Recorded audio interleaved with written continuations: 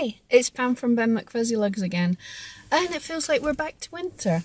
Okay, so today's training tips. One training tip a day in March is on how you can't reinforce fear. I hope you all enjoyed yesterday when pictures of my dogs just celebrating their birthday rather than an actual tips. But today's tips, you can't reinforce fear. So if you're interested in these kind of things, please subscribe below.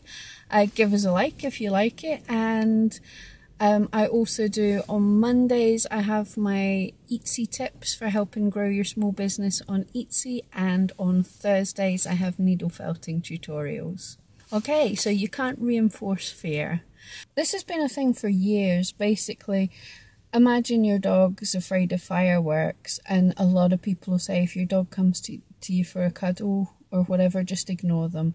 You mustn't give them a fuss because that'll only make them scareder. Now, if you check back at my previous videos on reinforcement, then you'll see how you can give something positive to a dog to make a behaviour more likely. But the thing is that fear is an emotion, it's not a behaviour. So you can't reward someone for being scared and make them more scared. It just doesn't happen like that. If you think about it, if there's something you're utterly terrified of and someone gave you something nice, if you were able to concentrate on it at all, it wouldn't make you more afraid. Quite possibly it would do the opposite. You'd be distracted and go, oh, I hate spiders, oh, £50 note. But it wouldn't make you more afraid. How this is relevant is that you can associate something with something else. So if you jumped in before the dog was scared of something, say you knew that a firework was just about to go off, and so you started to give your dog a fuss, and then the firework went off, and suddenly your dog's afraid, then what's going to start to happen is they're going to start to associate the fuss with the firework. So you can actually find that your dog would be scared of the fuss because they're anticipating the firework.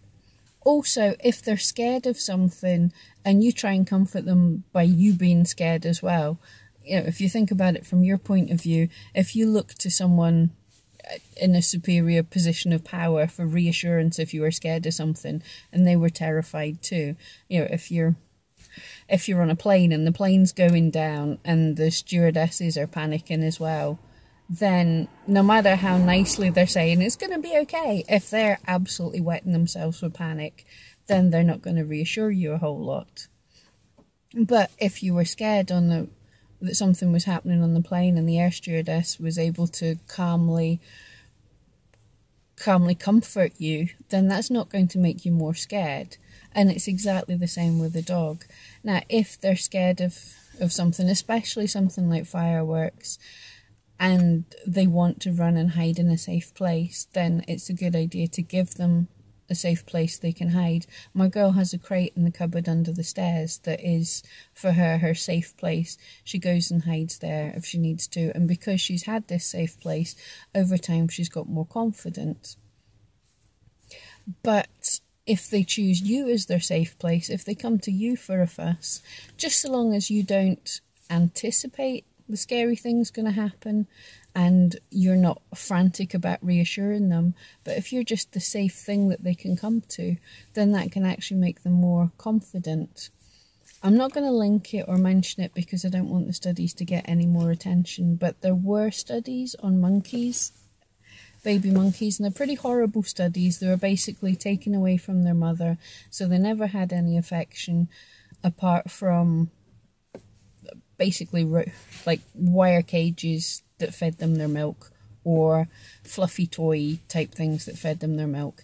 And what they found, when the monkeys were taken into a scary place, the monkeys that had their soft toy mothers with them, they had something that they could go and cuddle for reassurance. If they were taken into a place where something scary happened, if they were able to run back to their fake mothers and get some comfort, they actually calmed down quicker and were able to be brave enough to go and explore their surroundings with the safety of being able to run back to mum.